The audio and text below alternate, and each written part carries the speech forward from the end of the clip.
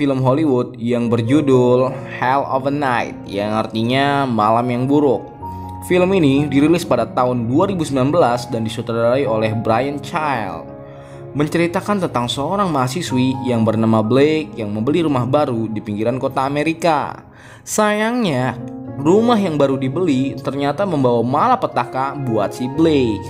Penasaran bagaimana alur ceritanya? Langsung aja kita rangkum filmnya. Film dibuka dengan dua orang wanita yang lagi mencoba bermain papan Ouija. Buat kaulah tua dan kaulah muda yang gak tahu papan Ouija itu apa, papan Ouija adalah papan permainan yang bisa manggil roh arwah yang sudah meninggal. Itu sih konon katanya. Ya kalau kalian mau percaya syukur, enggak ya udah.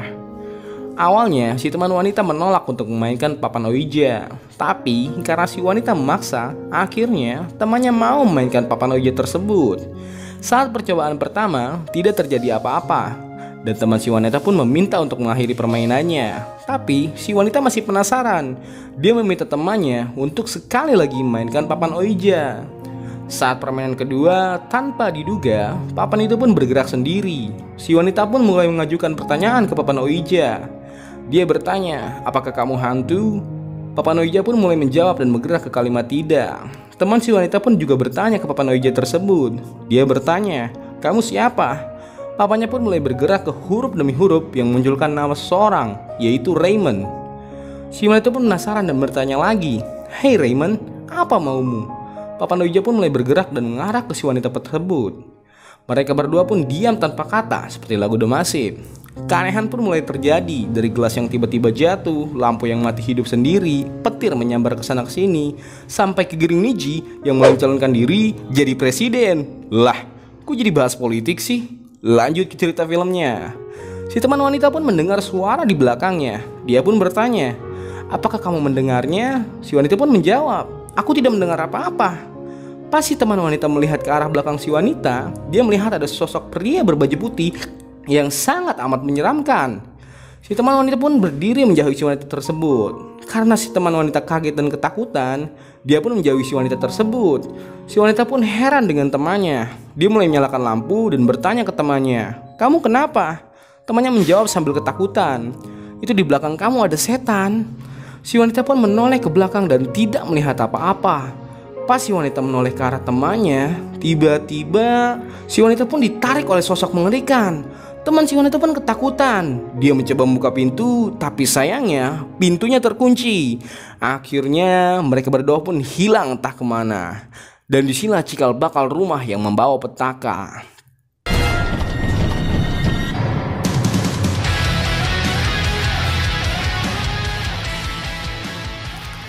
Scene pun berpindah ke 2 tahun kemudian. Setelah 2 tahun kejadian menyeramkan itu, rumah itu pun dijual. Dan sekarang rumah itu ditempati oleh Blake, ibunya, dan adiknya yang bernama Shane. Blake pun pergi bersama temannya yang bernama Samantha. Di dalam perjalanan, Samantha bercerita tentang masa lalu rumah itu. Dia bercerita bahwa rumah tersebut pernah dijadikan tempat bunuh diri. Di rumah itu pun ada kalung kutukan yang bila mana kalung itu diambil, orang yang mengambil kalung itu akan mati dibunuh oleh wanita yang mengutuk kalung itu. Dan yang mengutuk kalung tersebut adalah wanita yang pernah bunuh diri di rumah itu. Blake pun menghiraukan omongan Samantha dan menganggap kalau itu cuma dongeng belaka. Blake pun pulang ke rumahnya. Sesampai di rumahnya, Blake disambut oleh ibunya yang sedang santai sambil nyebat.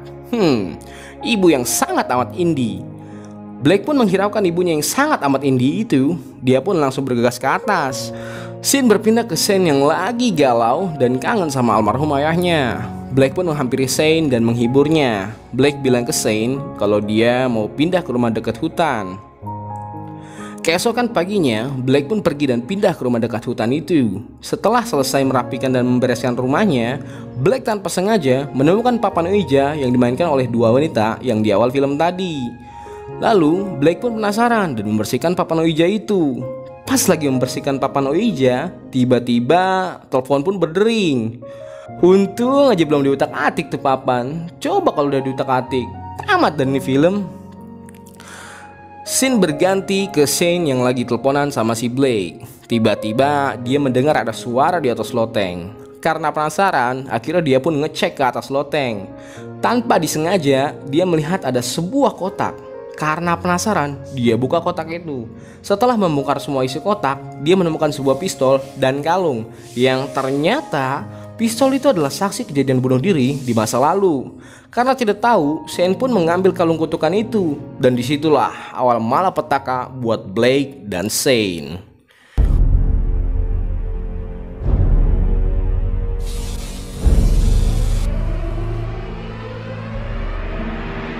Shane pun berpindah ke Samantha, teman si Blake yang cerita tentang masa lalu rumahnya. Ternyata Samantha punya niat jahat ke si Blake. Samantha pengen ngerampok semua duit si Blake di dalam rumah tersebut. Ternyata memang benar kata pepatah, temanmu harimaumu. Lanjut ke cerita filmnya. Keesokan harinya, Blake pun mulai menikmati harinya di rumah itu. Pas lagi nyebat rokok marijuana, tiba-tiba dia mendengar ada sesuatu di bawah. Dia pun bergegas ke bawah dan mengecek dari mana asal suara itu. Dan ternyata itu cuma suara TV yang rusak. Dasar TV jadul, bikin parno aja. Shane berganti ke si Samantha dan pacarnya yang bernama Tommy. Ternyata dia sudah sampai di depan rumah yang ditempatin sama si Shane. Shane pun sedang santai di dalam rumah. Tiba-tiba ada suara pintu yang sedang dibuka. Karena penasaran, Shane pun menghampiri suara itu. Dan ternyata itu cuma suara pintu yang kebuka karena tertiup angin.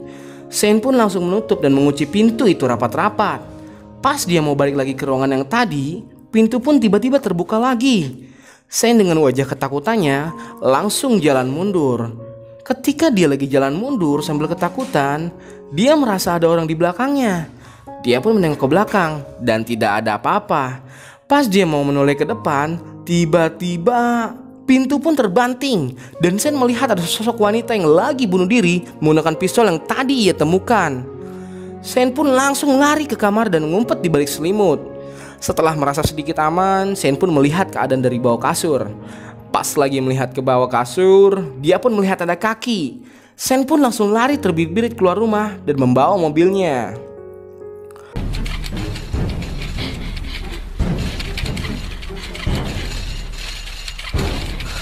Scene berganti ke Samantha yang sudah masuk ke dalam rumah. Samantha pun mencari di manakah letak uang itu. Setelah mencari kesana sini, akhirnya dia pun menemukan sesuatu. Bukannya uang yang dia dapat, ternyata yang dia curi adalah kalung yang kutukan yang ditemukan Shane tadi. Setelah mendapatkan kalung itu, Samantha pun langsung pergi ke rumah hutan yang ditempati si Blake. Karena dia pikir uang itu ada sama si Blake. Lanjut ke si Blake yang lagi cari saklar listrik karena rumahnya mati lampu. Pas lagi mencoba buat nyalain listrik, Blake mendengar ada suara anak kecil di balik pintu. Dia pun langsung menghampiri letak suara itu.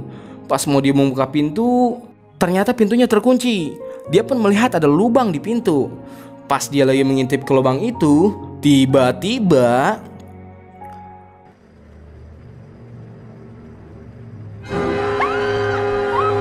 anak kecil itu pun mengintip sama seperti Blake.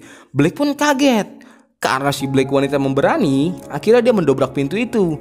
Dan dia melihat ada anak kecil lari ke dalam hutan. Blake pun langsung mengikuti anak kecil itu. Scene berganti ke si Samantha yang udah nyampe ke rumah si Blake. Dia pun langsung mencari di manakah keberadaan si Blake. Lanjut deh ke si Blake. Akhirnya setelah mengikuti anak kecil itu, Blake menemukan anak kecil itu. Anak kecil itu pun menceritakan tentang kejadian di awal film tadi. Anak kecil itu menyuruh Blake buat membakar papan Ouija tersebut. Karena papan Ouija tersebut telah membawa iblis dan neraka ke rumah itu. Blake pun langsung bergegas mencari papan Ouija itu. What are you doing, Harry? Pas lagi mencari papan Ouija itu, tiba-tiba Samantha ada di belakang dan langsung menodongkan senjata ke si Blake. Samantha pun langsung meminta uang ke si Blake. Pas lagi mengancam Blake, Samantha mendengar ada suara langkah kaki di atas. Melihat Samantha lengah, Blake pun langsung menggedik Samantha dan kabur mencari papan Ouija. Setelah sadar, Samantha pun langsung ke atas dan mencari keberadaan Blake. Bukannya ketemu sama si Blake, Samantha malah ketemu jurik dari neraka. Tanpa aba-aba, jurik itu pun langsung membunuh Samantha.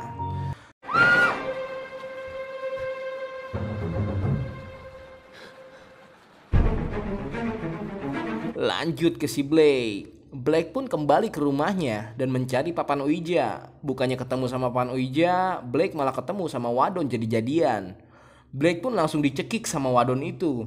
Entah bagaimana kejadiannya, tiba-tiba Warden itu melepaskan cekikannya.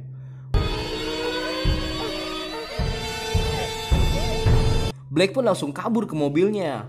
Layaknya film horor seperti biasa, mobilnya pun mogok gak bisa dinyalain. Setelah berusaha ngutak-ngatik mobil, akhirnya nyala juga deh tuh mobil. Pas dia mau mundurin mobil, tiba-tiba dia disekap sama si Tommy, pacarnya si Samantha tadi. Setelah disekap dan dipukuli oleh Tommy, Blake pun tersadar dengan tangan terikat. Tommy pun tidak menyia-nyiakan kesempatan itu. Tommy pun langsung ingin membuahi si Blake. Pas lagi mau pembukaan, Tommy mendengar ada suara di depan. Setelah dicek keluar, ternyata ada papan Ouija yang dicari-cari sama si Blake. Tommy pun langsung melempar papan Ouija itu ke Blake dan bergegas mencari Samantha. Blake pun tidak menyia-nyiakan kepergian Tommy. Blake langsung berusaha kabur dan menggedik Tommy dari belakang. Setelah menggedik Tommy, Blake pun langsung membakar papan Ouija itu. Pas dia lagi membakar Ouija itu, tiba-tiba Blake diserang sama jurik dan neraka yang tadi ngebunuh si Samantha.